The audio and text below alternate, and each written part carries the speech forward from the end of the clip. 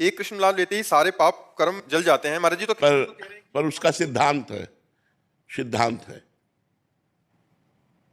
जो पुरानी मोटर होती है वो एक बार में स्टार्ट नहीं होती, ढर ढर ढर, फिर किसी गर्म होते होते किसी उसमें स्टार्ट हो जाती।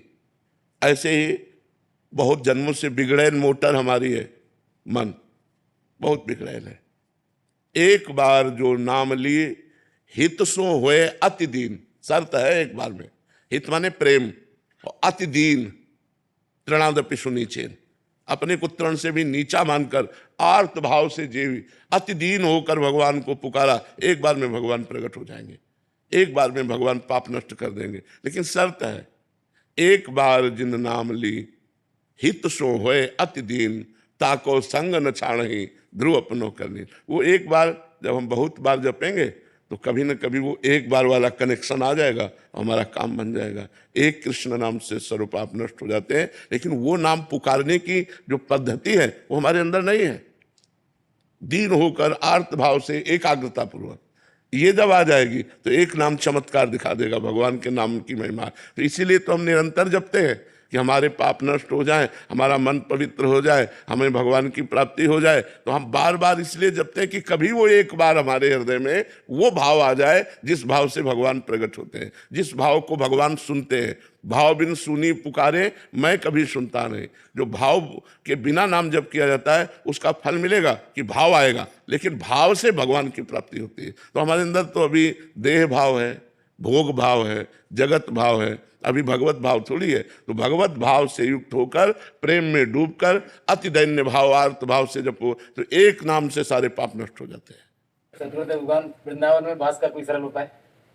लाडली जी की कृपा, जिनको वृंदा विपिन है, कृपा तिन्हि की होए, वृंदावन में तमें तो रहन पाए सोए। रोजाना निवेदन कर रहे हैं आप?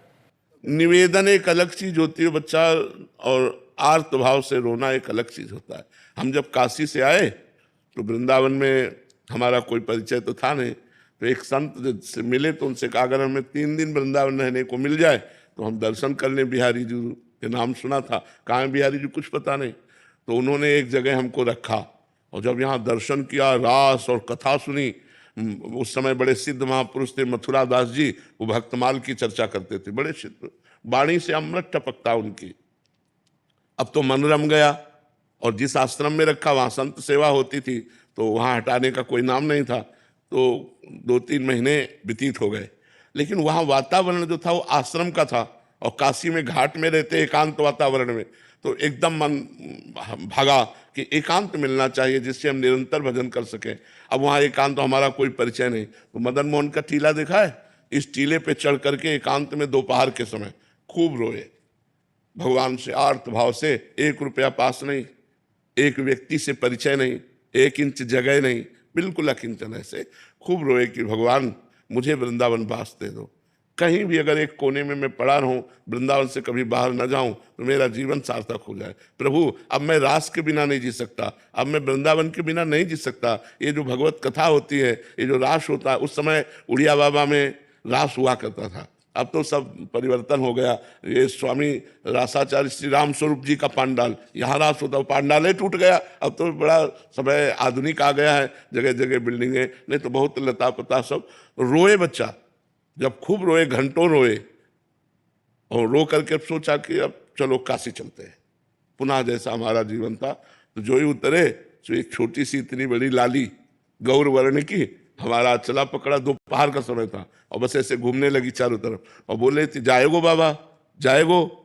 तो हमारी तो कुछ समझ में नहीं आ रहा था, क्योंकि भाव में एकदम उतरे थे, अचला छीना ऐसे चल दिया। जब आगे चले तो हमारे दिमाग में आया ये लाली क्या कह रही थी, जाएगो बाबा। हम ऊपर सोच के आए कि काशी जाना है, ये क्या, ये लाली क्यों। तब लगा यार श्री जी तो नहीं थी, क्योंकि वृंदावन लौट के आए, हमें लगा कि किसी गोस्वामी की कन्या होगी। तो लौट के आए, वहाँ आसपास पूछा तो बोले यहाँ तो बाबा जी रहते हैं सब, मदन मोहन जी के नीचे, यहाँ तो बाबा जी रहते, यहाँ तो कोई कन्या है नहीं, लड़की है नहीं। बस हमारी समझ में आ गया कि हमारी लाडली जू हमारे छोर को पकड़ लिया। जिस आश्रम में हम रहते थे उस आश्रम में गए तो पहले से एक संत खड़े थे। उन्होंने कहा बाबा एक महेशानंद गिरी जी संत हैं, आप उनको नहीं जानते, उन्होंने आपको देखा है। वो आपसे मिलना चाहते। उनका क्यों, जब जानते नहीं तो क्यों मिलना? बोले हमें पता नहीं, लेकिन आपको बुलाया है। हम गए, बोले वहाँ जहाँ आप रह रहे हो वहाँ अनुकूल आपके नहीं होगा, ये कमरा है एकांत में, आप यहाँ रह लीजिए। आप क्या व्यवस्था लाडली जी की, और आज देख लो सब व्यवस्था उन्हीं की। तो यहाँ वृंदावन वास के लिए एकमात्र केवल रोना ही साधना है कि लाडली जो रीझ जाए और वो पास दे दे तो सब व्यवस्था बन जाए। यहाँ कोई धन बल से वृंदावन नहीं रह सकता, क्योंकि पास जब तक नहीं होगा